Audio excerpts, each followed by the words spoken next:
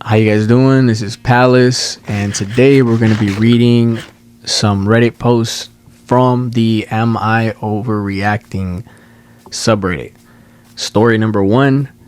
Am I overreacting for refusing to take care of my husband after an accident that left him disabled? I, 34 female, have been married to my husband, Jake, 36 male, for 8 years. Until recently, I would have described our marriage as decent, though not perfect. About 3 years ago, Jake was in a serious motorcycle accident. He survived, but he suffered permanent injuries that left him unable to walk, without assistance, and unable to return to his previous job. It completely changed his life.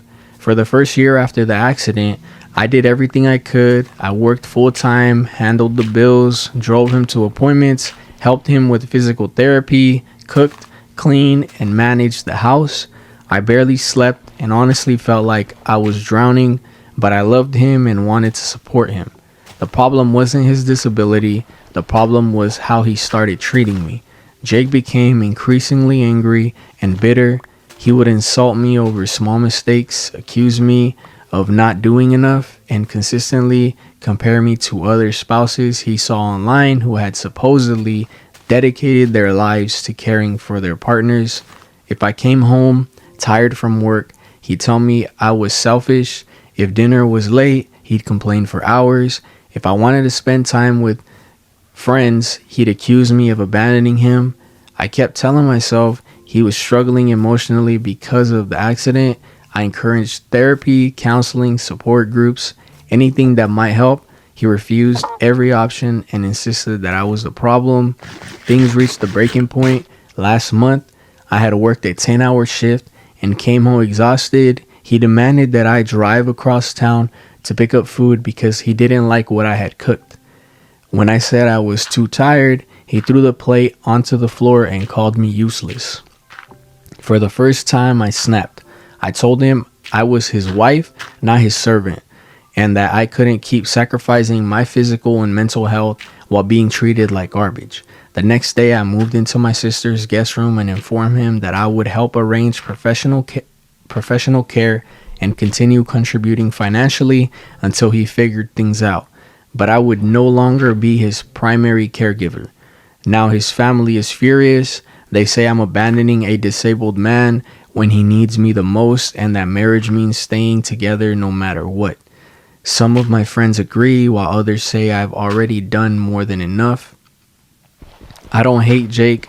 I genuinely feel terrible about his situation, but after years of being verbally abused and taken for granted, I simply don't think I can do it anymore. Am I overreacting for refusing to continue taking care of my husband after his accident left him disabled? Personally, I don't think you are. It sounds like you were doing great, and it wasn't so much it seems like you were willing to go through it and pretty much overwork yourself and everything. And it seems like 100% it was him not just being ungrateful, him completely just seems like taking out his frustrations and anger towards you. And it seems like you even told him he could go to therapy and stuff like that. You don't owe him that. You did more than enough. So no, I'd say no, you're not overreacting. That's pretty much what I would do as well if I was in your situation. All right, so story number 2. Am I overreacting for telling my girlfriend her parents or her pets need to get out of my house? Good morning, y'all.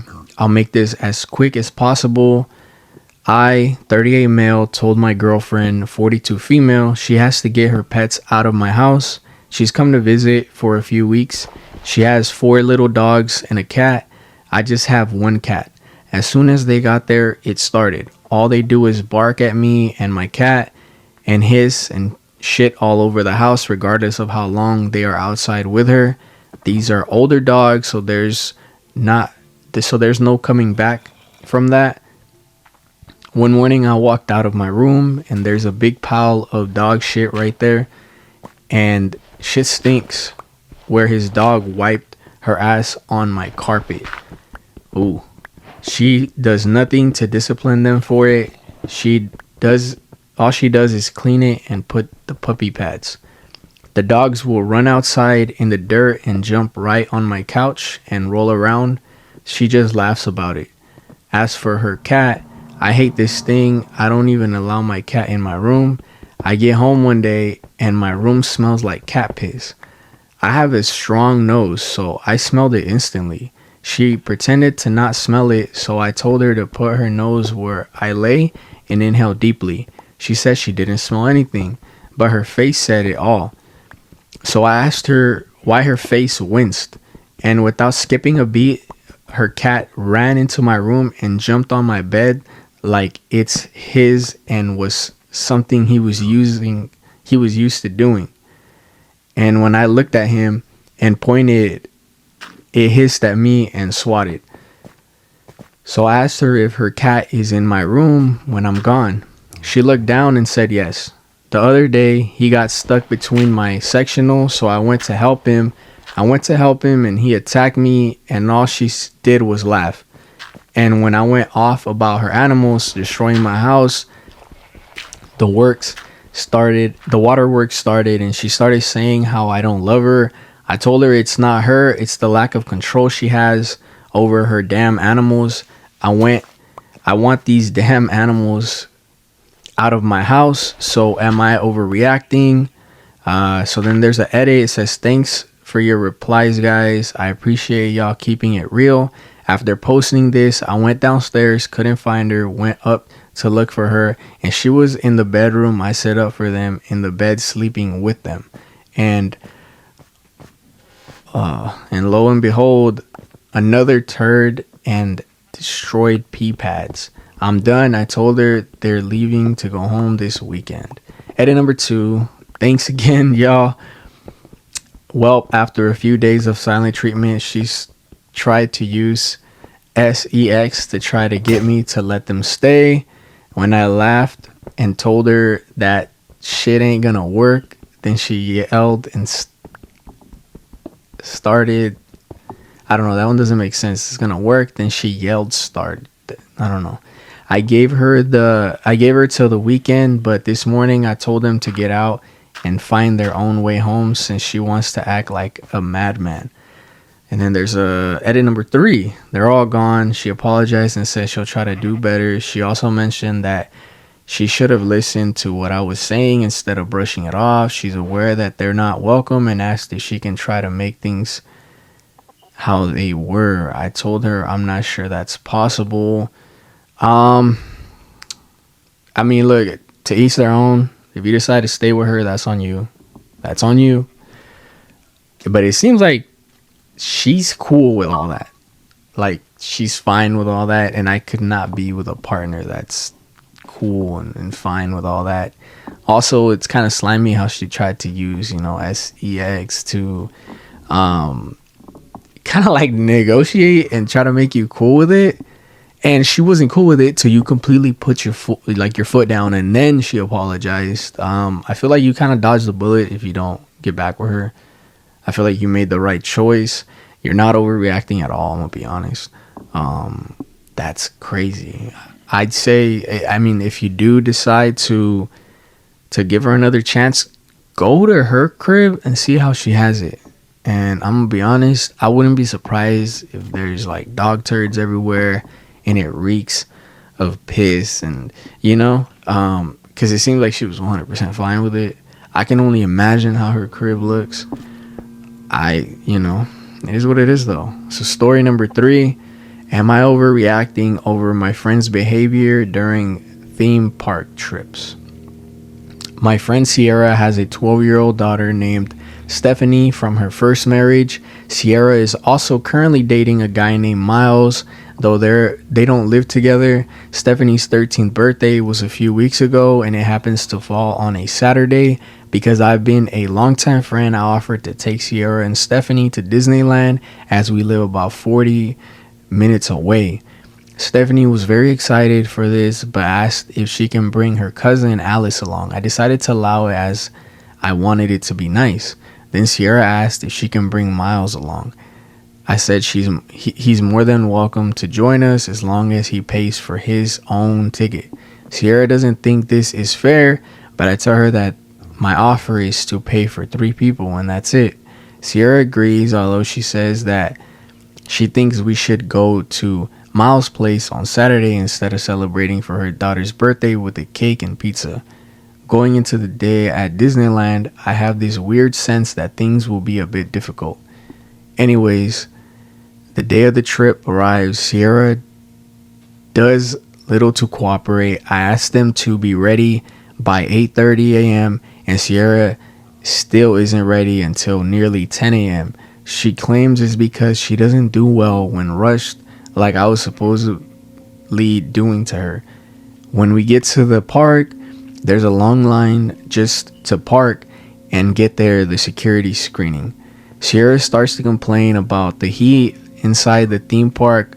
I was nice enough to buy everyone a fast pass, which allows us to skip lines at some of the rides. However, the way this fast pass works is you reserve a time to return to a ride, and it's not provided instant access at any ride. Since we didn't arrive to the park until nearly 11:30, the closest time we got to get to a popular ride such as Haunted Mansion is 1 p.m. Again, Sierra isn't being very cooperative, so as I tried to book our next ride, I hear, "Are you actually going to do anything, or are we just going to stand here?" Sierra asks. Sensing tension, I lead us to It's a Small World ride, where the regular line is only 10 minutes. I figured we can ride this while I try refreshing the Disneyland app and try to get a ride within closer ride window. I next lead us to Mickey's Runaway Railroad, since the app says the line is only 25 minutes. We're waiting in line, and about 40 minutes later, Sierra asks, "What's taking so long?" I asked this line was only 25 minutes. Sierra says, "Well, that's what the app says," I responded.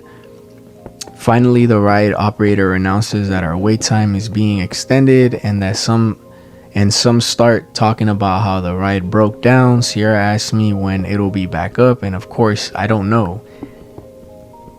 Let's just forget this ride. We've been here for nearly 2 hours and all we've done is ride one ride, Sierra says. Since our window for Haunted Mansion has come up, I decided to take us out of that line and walk over to Haunted Mansion. We ride as I try to book our next ride. Much of the rest of the day goes like mentioned before. Sierra again does little to encourage me or cooperate and doesn't provide much input when I ask what they want to do next. Finally, towards the end of the day, around 5 p.m., all the rides the kids want to ride are booked hours away.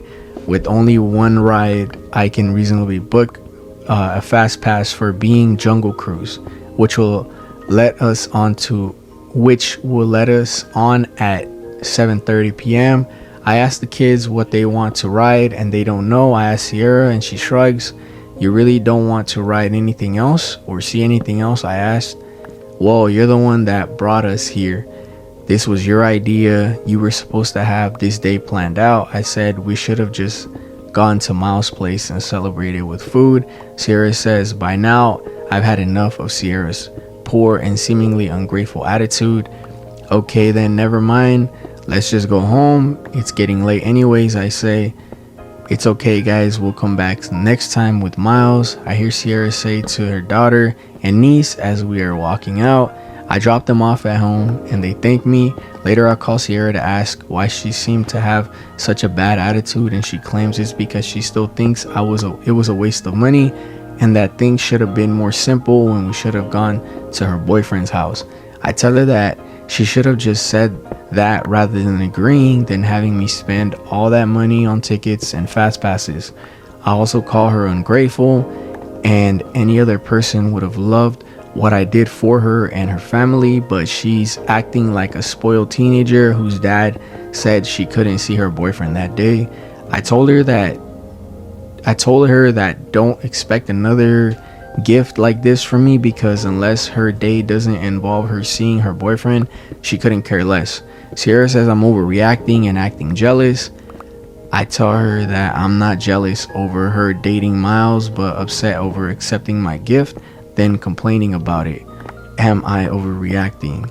No, you were 100% in the right. What you did, you didn't even have to do.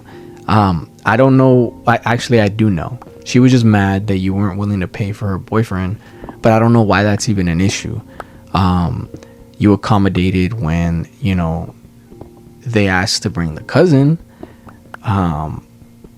And like I said before, you feel like you're overreacting in any way, remember that like you don't have to do this for anyone. You did this as a gift, as a favor, just to make the day better. If she was so upset, she should have just stayed home with her boyfriend, and you could have just taken the girls. You could have just been like, okay, they want to go, you want to stay, even better for my pockets. So no, you're not overreacting. She was being dramatic, petty, bratty. Yeah, I don't know. But yeah, what do you guys think of these stories? Make sure to comment your thoughts. Which one was your favorite? And if you like the video, make sure to like, share, and if you really, really like the video or videos like this, make sure to subscribe. Again, it's Palace. You guys have a great day.